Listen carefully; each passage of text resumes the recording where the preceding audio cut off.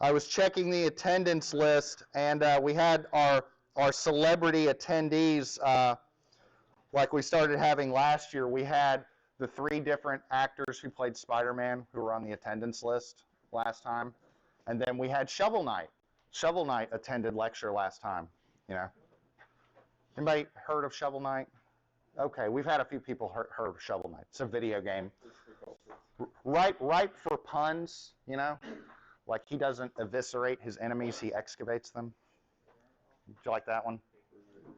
That's my civil engineering pun for Shovel Knight. Okay, so homework 1.1 is graded. Homework 1.2, that's the assignment where the purpose is to look up values in the manual. I'm going to have that close on Monday.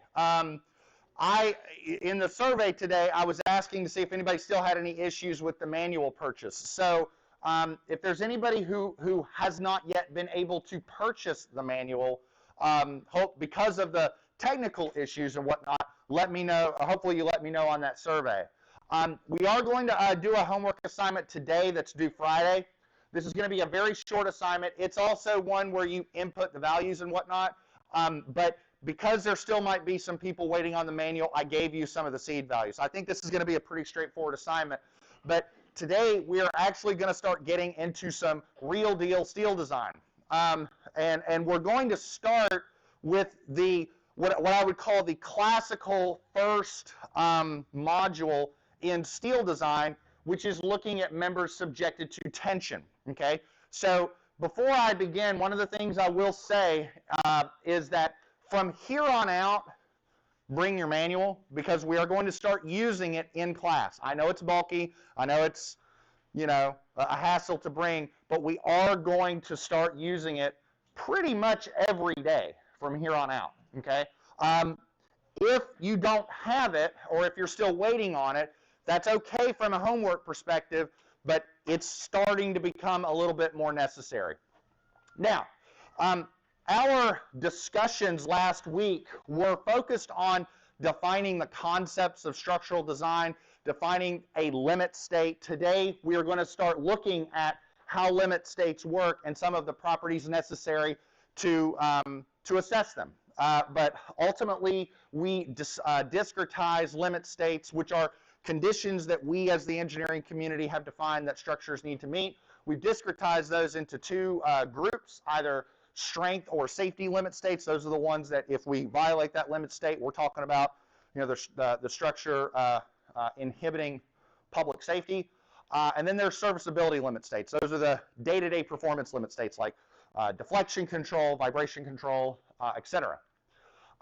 What I want to talk about now are the first type of member, the first type of element that we are going to learn how to analyze and design in this course, which is a member subjected to axial tension. Now, there's a reason that we start with tension members. First off, from a theoretical perspective, they're pretty easy to wrap your head around. You know, when we start getting later on in the semester and we start looking at columns and beams, it gets kind of funky, because there's buckling, there's elastic behavior versus inelastic behavior, there's adjustments that we need to make to account for residual stresses and geometric imperfections. There's a lot going on theoretically that we have to account for later on in the semester when we start looking at some more stability-related or stability-controlled elements. Tension members, that's not the case. We're basically taking a piece of steel and we're yanking on it, and we're yanking on it until we reach its maximum load. Now, the other reason that, so you know, tension members serve as a really good starting point for steel design, because the background mechanics are pretty simple. But there is another reason why starting simple is valuable. In addition to starting with a simple design, I want to introduce you on how to use that, on how to use the steel manual, okay? Because we're going to start looking up properties. We're going to start looking up design tables and design equations, etc. And I don't want to start with something super complicated. Even though in a building, if we look at this building, there are far more columns and beams than there are tension members. I get that. But I want to start at a digestible topic. And so we start with tension members. Now, the equations are pretty straightforward in their base form. So we start with the fundamental expression for stress. This fundamental expression for stress is P over A, right? So you know enough by now that when we look at structural performance, forces are great, but stresses are better because we're not looking at force, we're looking at force per unit area, right?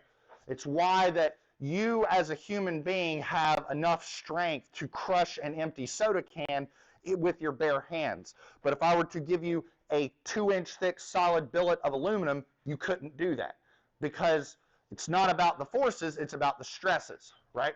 Well, obviously, though, we need to be able to relate those. We want to look at the maximum amount of force that a given member can withstand. So if I rearrange this, I can say P equals, sigma A, or what I have right here. So I propose that the maximum load that a given element can experience is equal to some limiting stress times some area, right? That'll tell you what the maximum force can be. So to equate it to something that we did last semester with trusses, right? So you analyze a truss, right? Some members are in compression, some members are in tension. Right now we're talking about the tension members. Okay, later on we'll talk about compression. So you got a tension member. That tension member has, I don't know, 126 kips in tension. We can compare that to how much load it can withstand. Some limiting stress times some area. And if that load is bigger than what the truss analysis yields, then that means it has more strength than the load we're applying to it, and it's good. If not, we either need to decrease our loads or we need to increase our design. Does that make sense? Now today what we're going to do is we're going to talk about the areas. Now I have here a basic schematic for a tension member. It's just a conceptual layout for what a tension member looks like. In reality, tension members are not prismatic elements with no disturbed geometry at the end. Look here, I've got a tension member, but look here at the end. I've got holes drilled inside that member for a connection to the next adjacent component, right? How many steel structures, buildings, bridges, what have you ever seen without any holes drilled? That doesn't happen, right? You have to be able to connect member A to member B, right? We typically have two ways of connecting members, bolted connections and welded connections. Right now I'm focusing on bolted connections. We'll talk a little bit about welds later. One thing we do not use in current modern engineering practice are rivets, okay? Rivets are a much older way of connecting structures. Not only are they more dangerous to construct, have you ever seen rivets installed? You have to get them red hot, you have to strike them, and you're up in the air, and it's dangerous. But beyond dangerous, not only are they dangerous, they are time intensive to install, which means they're expensive, and they're also unpredictable. And what I mean by unpredictable is that you can install two rivets and look at their strengths, and they have wildly different strengths. But if you look at two bolts, their strengths are much more in line, if you will. So rivets are sort of a thing of the past. Now, I want to introduce you to two terms that we are going to start using real quick in this course, and this is the gross section and the net section. So the purpose of today's lecture is to introduce you to gross area and net area. So here's a tension member. Let's start with the gross section. The gross section is basically the main body of the member, anything away from the connections, okay? Now, I'm drawing a section view right here, and I'm saying this is the gross section. I could say that this is the gross section, or this is the gross section, or this is the gross section. They all have the same cross-sectional area. So that doesn't really matter what section I'm looking at. I just want you to be able to identify the difference between what is the gross section and what is the net section. Now, the net section is going to be this cross-section that is through the connecting elements over here. I know that my bolt holes might be a little small for some of you in the back, so let me do this. Oh, let's zoom in a little bit. So like here's your gross section, and here's what I mean by the net section. The net section is the region through the connectors, if you will. Now, a couple things. Tension members are more often than not symmetric. So when we're looking at an assessment of a member's capacity, we can just look at one of them. In other words, if I know the strength of the member here, it's the same as the strength of the member here. Incredibly rarely are you going to have a scenario where you have different connection schemes here than you do here. If you do, just assess both of them and take the worst case scenario. But in more often than not, they're the same. Now, the important section passes through what's called the lead line of bolts. For today, not really going to matter. Later, specifically on Friday, when we look at staggered connections, the lead line is going to matter a lot more. I'm going to sort of gloss over that today because, again, it doesn't matter today. Friday, it'll make a lot more sense. Now, how many brought their AISC 15th edition steel construction manual, the big blue book? Good. Did you say what I think you just said? That's not going to help you on celebrations. In all seriousness, I know that there are historical versions of the spec that you can probably find online. The problem is they're old. I wish you hadn't said that. I'm not going to put your name on the recording.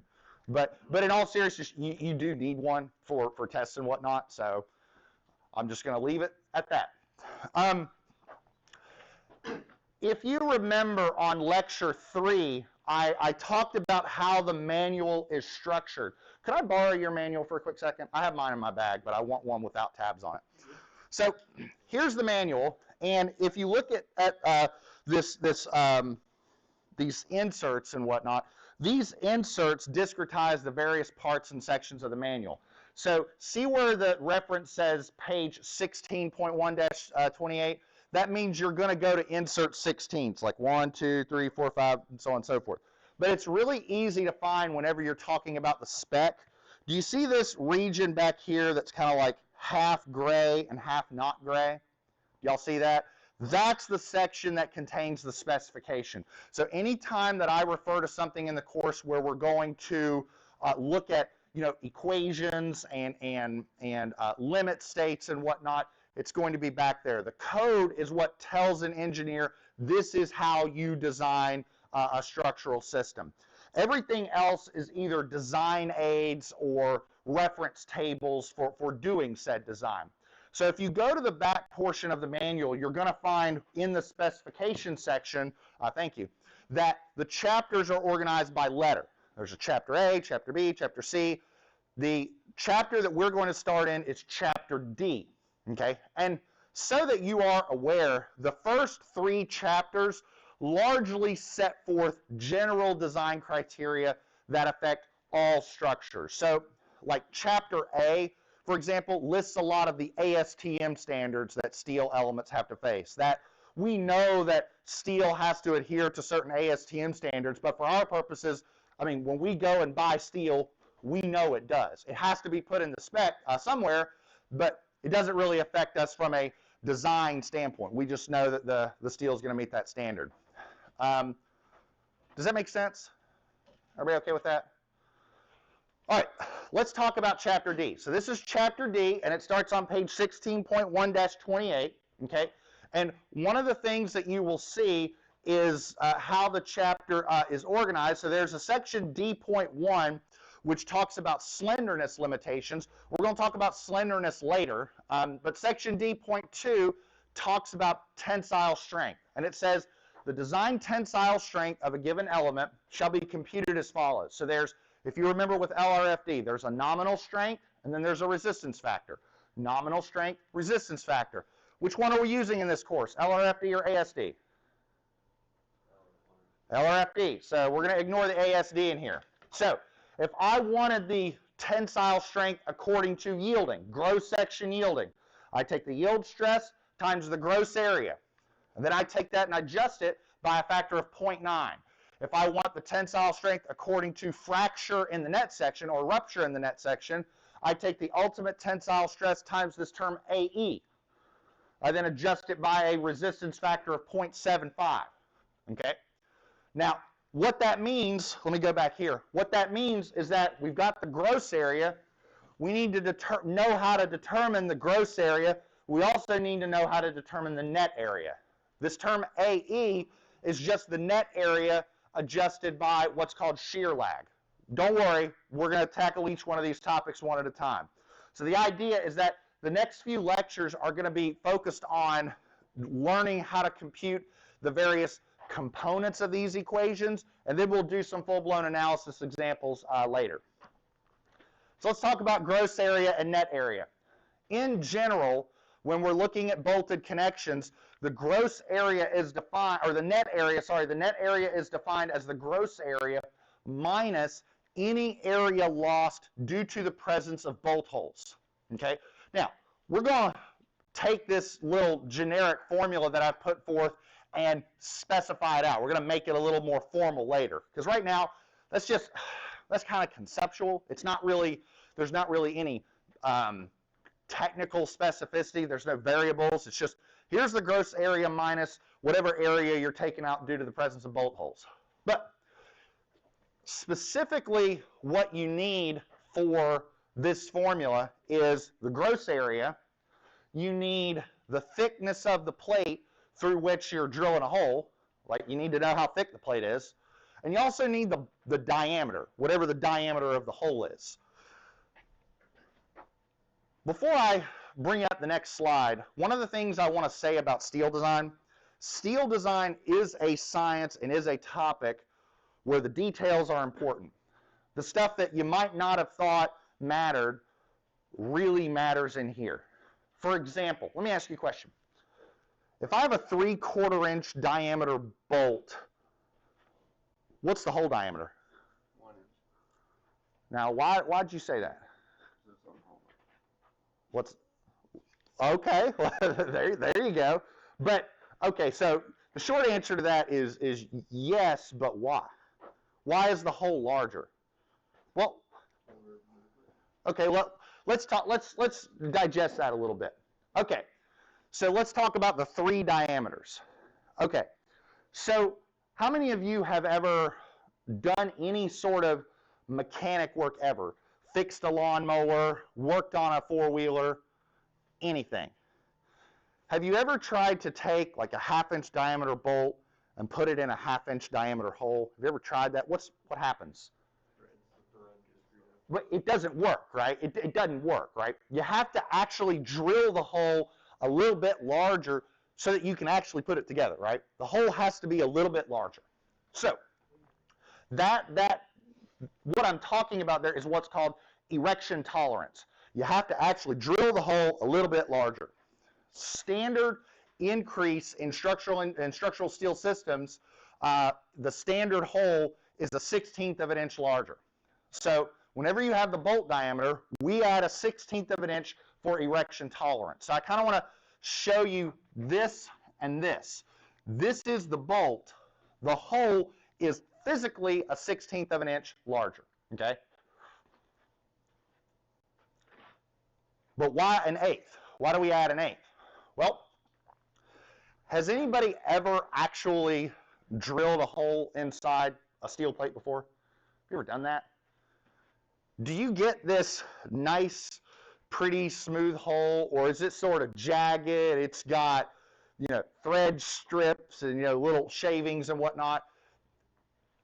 I propose that what we ought to do is subtract a little bit more to account for that lip of damaged material around the steel plate. So in other words, here's the bolt.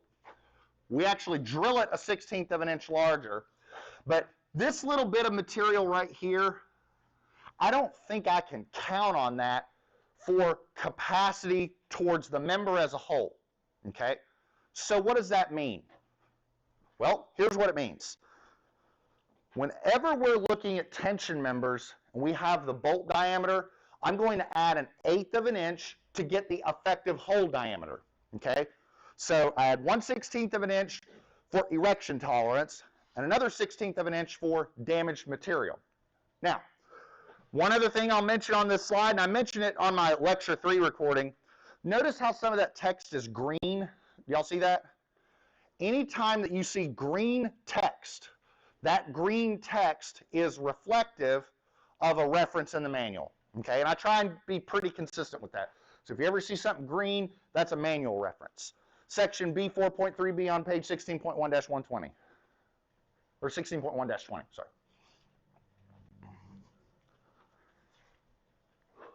Let me stop for a sec. Does anybody have any questions? Okay. Let's look at an example. In fact, we're going to look at 2 examples. We're going to compute the net area for this plate. The plate is 8 inches by 3/8 of an inch. So if I say 8 by 3/8, what I mean is the plate is 3/8 of an inch thick. We're going to use 3/4 inch diameter bolts. Okay? Now, this is off to the side, but I would argue that the most common bolt diameter that we use in structural engineering applications is 3/4 of an inch. Like if you just go to a random structure and look at the bolts, that's like the most common. The second most common, the others are probably like 7/8 of an inch or 1 inch. Okay. We are later on going to talk about the grades of bolts. Sorry, the structural grades of bolts that we use. The 2 most common being grade A 325 and A 490. And there are like different reasons why you would use one versus the other. But that's a bolted connection discussion for another day. Now, the other thing I want to show you is this symbol right here, because I want to make sure that you can conceptualize what's going on. Okay, this is what's called a break line, and so whenever I draw a break line, what that means is that the rest of the member sort of continues this way. So if you want to think about applying the tensile load, it's like I'm grabbing it over here and yanking on it. Now, this doesn't matter today, it will on Friday. This is the lead line, not this one, okay? And I don't really think it's really all that necessary to explain that today.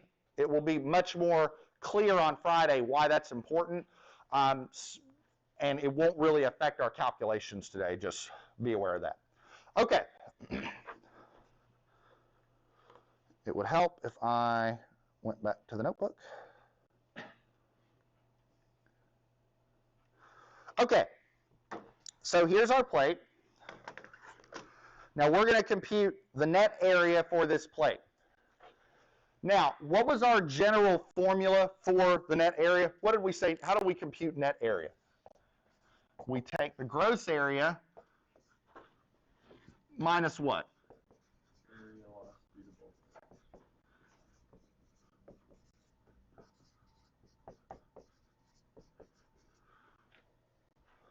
Is that right? Okay. So if we want to compute the net area, maybe we ought to, I don't know, compute the gross area first, right? So let's do that. Get my little cheat sheet out here. So first thing that we will do is compute the gross area.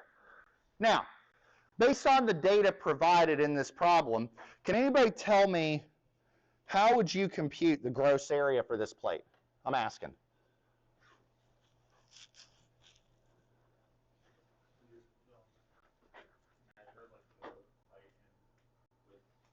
All right, so what is the height? And in terms of, are you talking about width or are you talking about thickness? What is the thickness? See, I promise this isn't a trick question. It's really, it's just,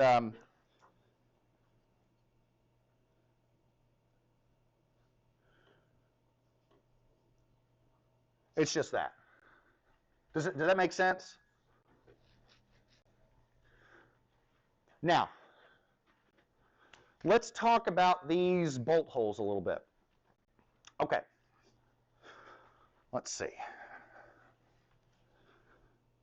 What was the bolt diameter in this problem? So what is the hole diameter? Huh?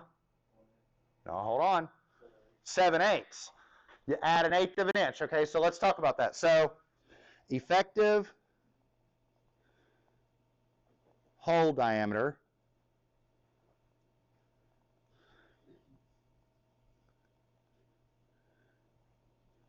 is 3/4 of an inch. So therefore,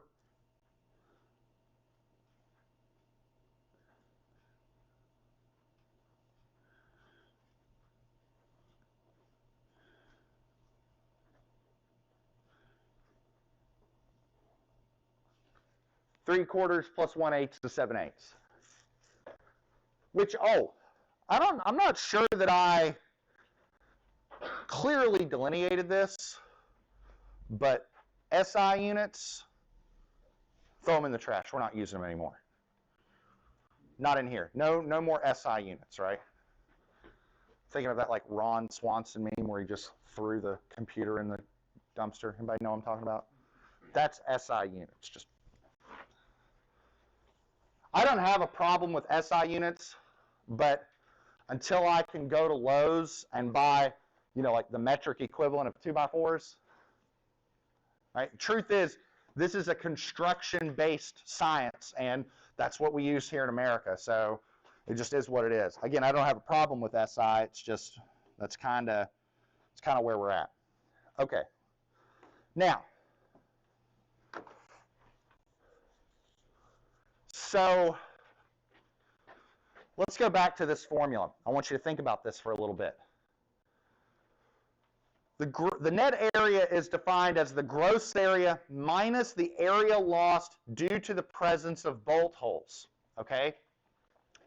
How many bolt holes should we subtract when computing the net area?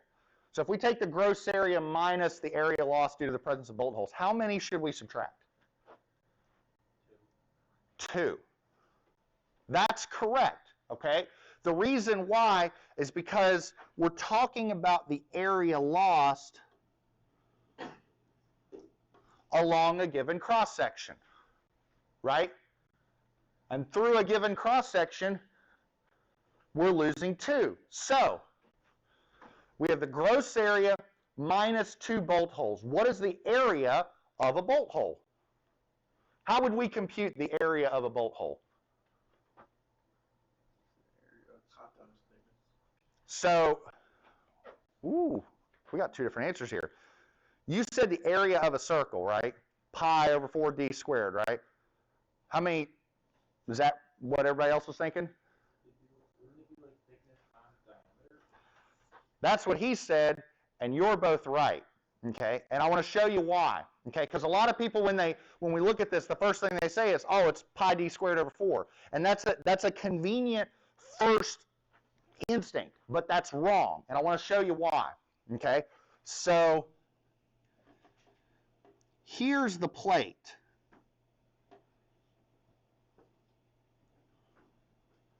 Okay, and we're yanking on this plate like that. We're yanking on it, okay?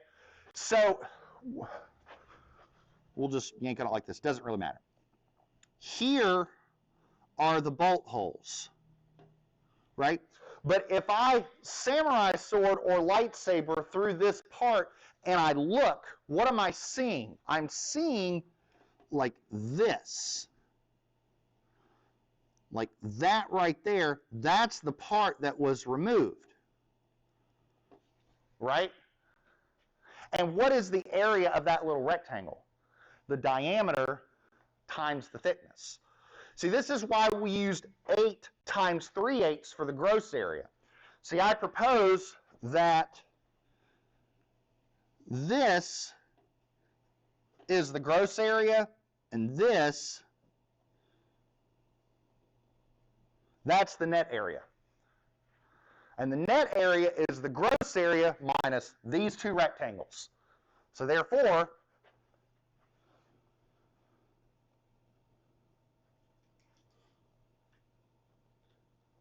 is the gross area minus, hold on, minus that. 2 times the effective hole diameter times the thickness. So, what's that? Nothing.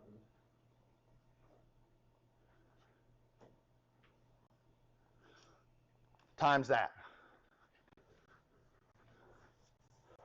And what does that come out to be?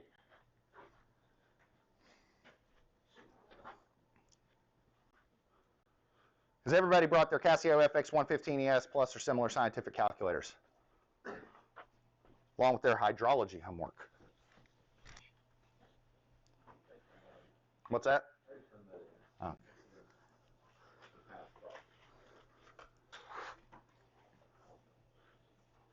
So what do we got here?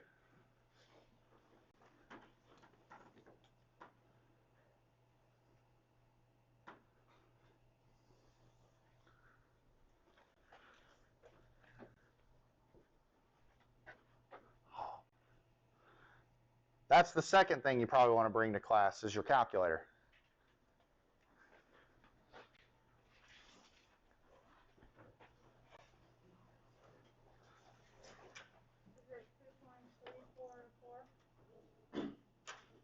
We'll just say 2.34. Most calculations in SEAL, you can probably go to like 2 or 3 inch or 2 or 3 decimal places. Do I got a second on that? All right. So therefore,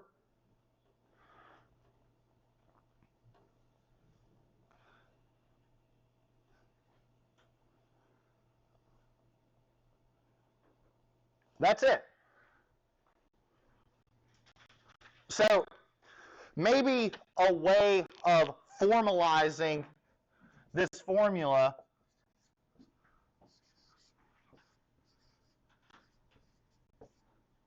is that a fair way of formalizing it a little bit? The sum of the hole diameters times the thickness. Now, I propose to you that we're not done, that there's actually some other stuff that goes here. And we don't know that yet because that's the focus of Friday's lecture, but we'll get there, okay? Everybody with me so far? Does anybody have any questions about this example? Because I'm gonna do another one here in a second.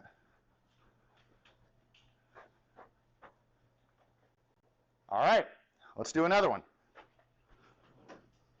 I get my mouse.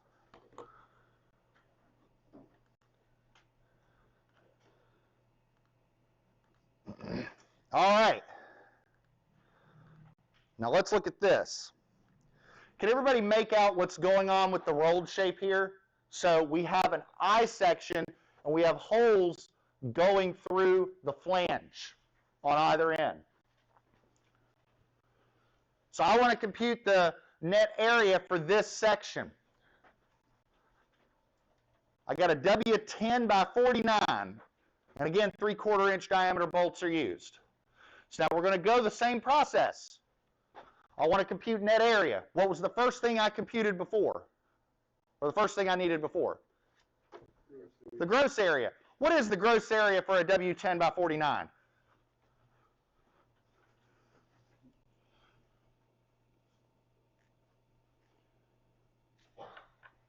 Do you know what the gross area for a W10 by 49 is? How would you determine what the gross area for a W10 by 49 is? There you go. Open up the AISC Steel Construction Manual.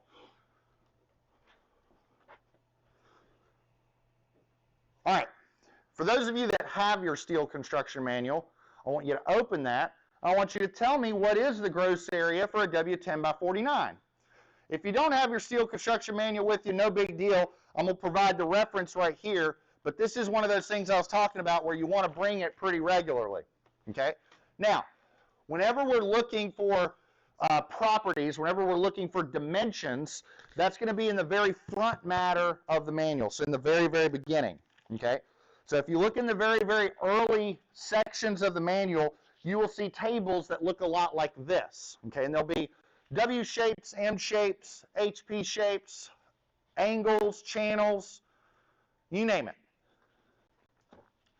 I want to find the area for a W10 by 49. Say it again. Okay, so you're saying 14.4.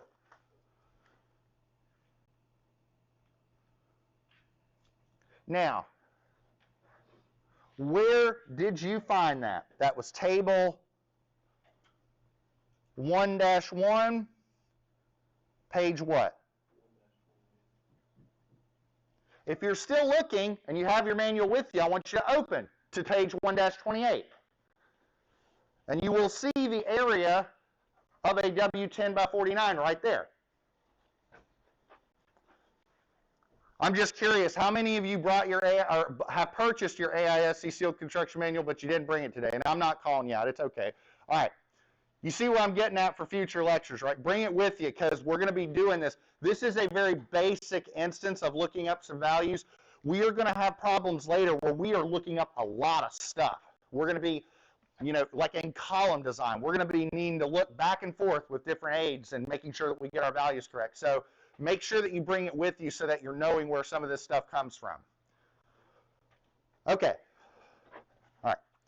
Now, we also need the effective hole diameter, which, that's not supposed to be equals, which is the diameter of the bolt plus 1/8 of an inch, same bolts.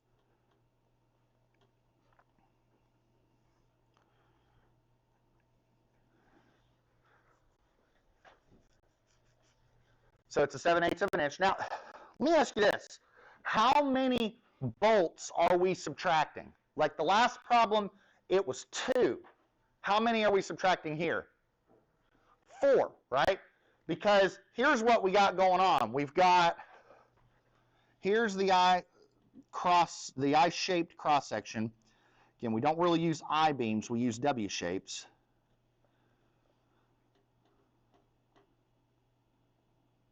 And so that's what we're subtracting. Do I have everything I need to compute net area? You're shaking your head no. What do I need? The thickness of the flange, right? Whenever you look up I-shape properties, there are 2 discrete plate elements that we're looking at. There are the flanges, which are on the top and the bottom, and then the web. We need the thickness of the flange. What is the thickness of the flange?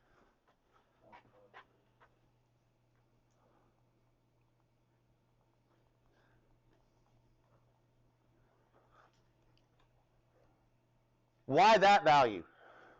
Why not the other one? Because there's 2 values there. The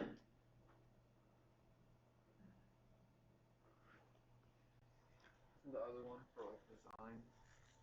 Well, no, this one's for design. What's the other one for? Detailing, for drawing, yeah.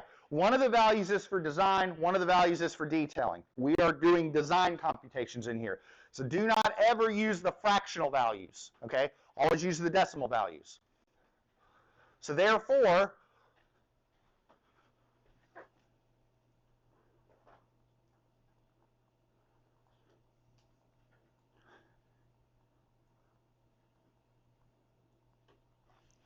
the gross area minus 4 bolt holes, diameter times thickness.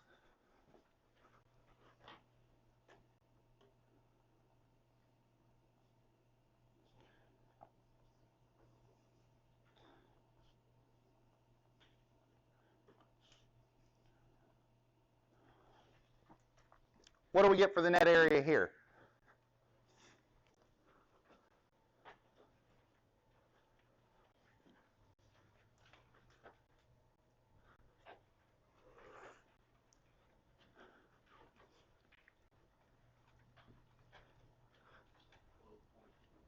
$12.44. Do I have a second on that?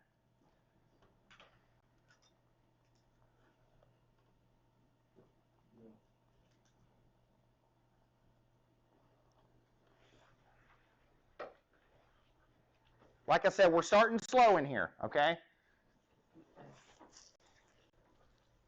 We're starting slow. Does anybody have any questions? Now, what I'm going to do on Friday is I'm going to take this problem and I'm going to ratchet it up a little bit. Let me ask you a question. What is the net area? God bless it. what is the net area going to be when the bolts do this?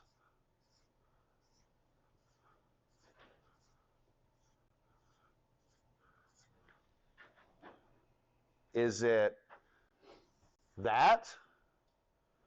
Or is it that?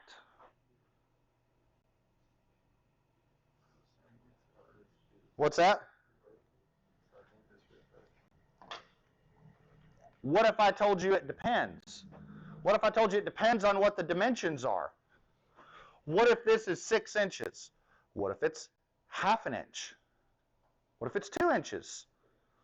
What if I told you that there's something missing here that we got to add to account for staggered bolt arrangements? Now, I'm curious. There is an old adage in engineering that we should keep it simple. Why on earth would somebody do that? Why? Why make this connection more challenging by staggering your bolt arrangement? I'm asking. I'm curious.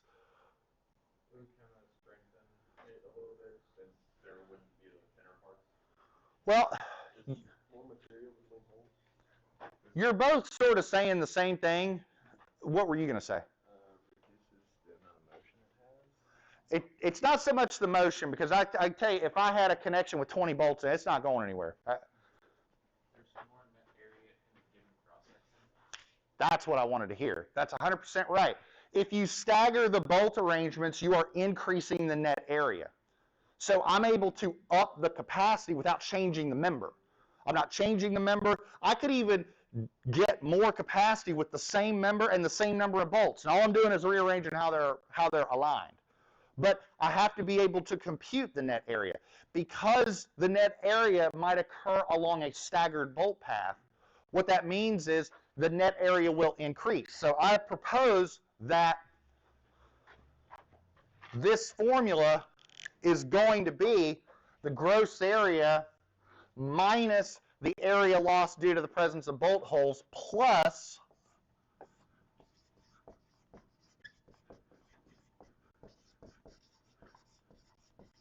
whatever effect stagger has.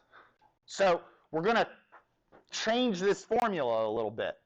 Now, if there is no effect of stagger, if there's no staggered bolt arrangement, there's no staggered bolt arrangement here, right?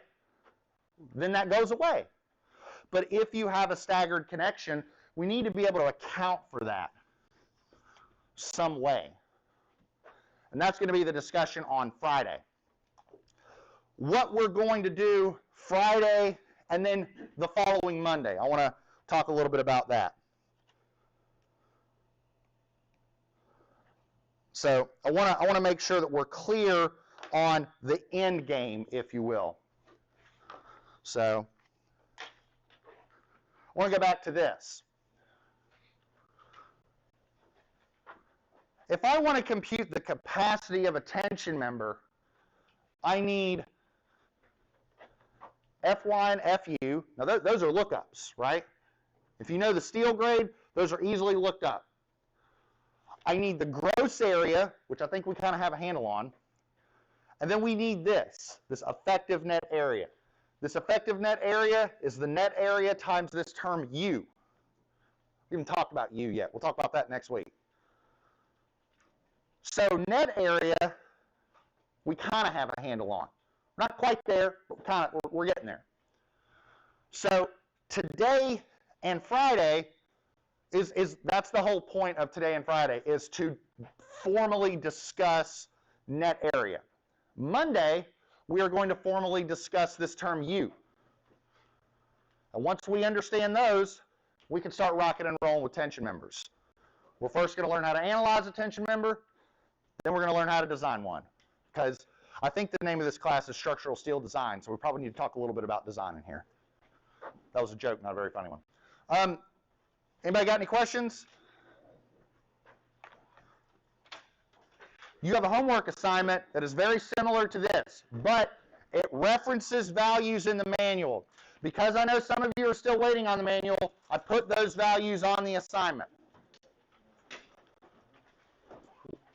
We'll revisit our next homework assignment in terms of format and whatnot. But with that, that's all I got. I will see you all on Friday.